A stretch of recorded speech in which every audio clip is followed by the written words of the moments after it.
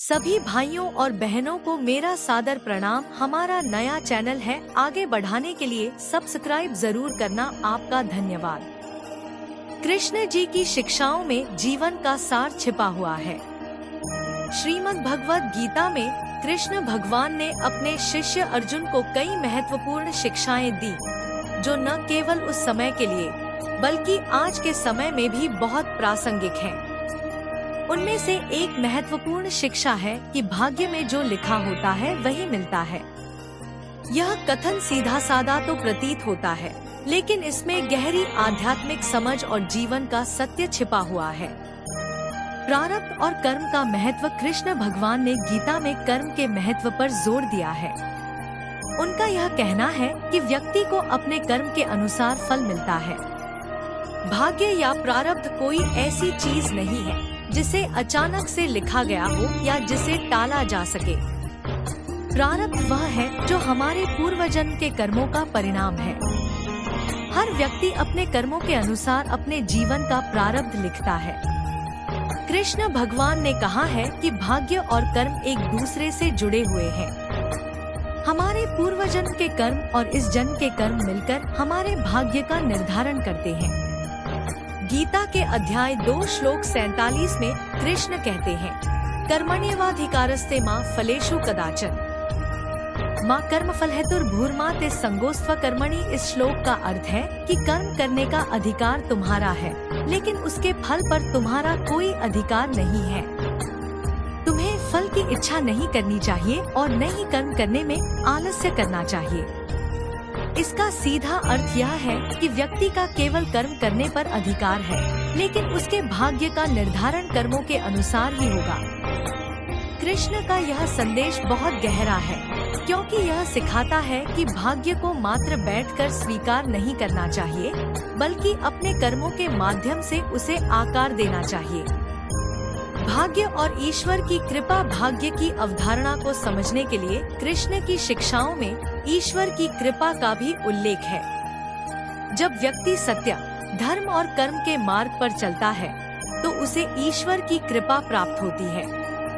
कृष्ण ने अर्जुन को समझाया कि जो व्यक्ति सच्चे हृदय से धर्म का पालन करता है और ईश्वर में आस्था रखता है, उसे ईश्वर की कृपा से अपने जीवन के कठिन मार्ग भी सरल हो जाते हैं। ईश्वर की कृपा से हमारे जीवन की दिशा बदल सकती है, लेकिन इसका मतलब यह नहीं है कि व्यक्ति कर्म करना छोड़ दे और मात्र भाग्य के भरोसे बैठा रहे। कृष्ण ने कहा कि ईश्वर हर व्यक्ति के साथ है, लेकिन उसकी कृपा तभी मिलती है जब व्यक्ति अपने कर्तव्यों का पालन ईमानदारी और धर्म के अनुसार करता है। भाग्य और निष्ठा। कृष्ण भगवान ने जीवन में निष्ठा, समर्पण और श्रद्धा का भी महत्व बताया है। भाग्य केवल एक संयोग नहीं होता, यह हमारी निष्ठा और समर्पण का भी परिणाम होता है। यदि व्यक्ति अपने कर्तव्यों में निष्ठा से जुटा रहता है, तो उसका भाग्य भी उसी अनुरूप बनता है। निष्ठा के बिना कर्म अधूरा है, और निष्ठा के साथ किया गया कर्म जीवन में सकारात्मक परिवर्तन लाता है। भाग्य और स्वधर्म। कृष्ण भगवान ने अर्जुन को स्वधर्म का पालन करने का उपदेश दिया था। स्वधर्म का पालन न केवल एक व्यक्ति के जीवन को सही दिशा देता है, बल्कि उसके भाग्य को भी सुधारता है। हर व्यक्ति का अपना एक धर्म होता है, चाहे वह कर्म, परिवार, समाज या राष्ट्र के प्रति हो। जब व्यक्ति अपने स्वधर्म का पालन करता है, तो वह न केवल अपनी आत्मा को शांति प्राप्त करता है, बल्कि उसके भाग्य में भी सकारात्मक परिवर्तन आता है। कृष्ण ने अर्जुन को बताया कि जीवन में धर्म के रास्ते पर चलना ही सबसे महत्वपूर्ण है। अगर हम अपने धर्म का पालन करते हैं, तो ईश्वर भी हमारी सहायता करते हैं और हमें सफलता प्राप्त होती है। भाग्य और आत्मनिर्भरता। कृष्ण भगवान की एक और महत्वपूर्ण शिक्षा यह है कि व्यक्ति को आत्मनिर्भर बनना चाहिए। आत्मनिर्भरता का अर्थ है कि व्यक्ति को स्वयं पर विश्वास होना चाहिए और उसे अपने कर्मों के प्रति सजग रहना चाहिए। भाग्य को बदलने का अधिकार केवल उसी व्यक्ति के पास होता है जो अपने कर्मों में विश्वास करता है। यदि व्यक्ति कर्मशील है, तो उसका भाग्य भी उसके अनुसार बनेगा। कृष्ण ने यह स्पष्ट किया कि हर व्यक्ति अपने भाग्य का निर्माता स्वयं होता है। किसी बाहरी शक्ति के भरोसे बैठने की बजाय हमें अपने कर्मों के माध्यम से अपने जीवन को बेहतर बनाने का प्रयास करना चाहिए। निष्काम कर्म और भाग्य कृष्ण भगवान की एक महत्वपूर्ण शिक्षा निष्काम कर्म की है। निष्काम कर्म का अर्थ है कि व्यक्ति को बिना किसी अपेक्षा के कर्म करना चाहिए। भाग्य का निर्माण तभी होता है जब व्यक्ति बिना किसी स्वार्थ के कर्म करता है।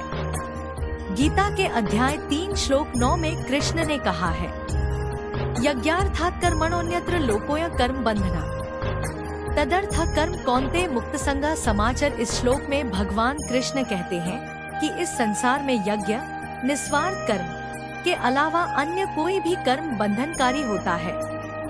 अतः निस्वार्थ कर्म करना ही जीवन का उद्देश्य होना चाहिए। भाग्य और धैर्य कृष्ण भगवान की शिक्षाओं में धैर्य का भी महत्वपूर्ण स्थान है। भाग्य में जो लिखा होता है वह तभी मिलता है जब व्यक्ति धैर्य रखता है और ईश्वर में आस्था बनाए रखता है।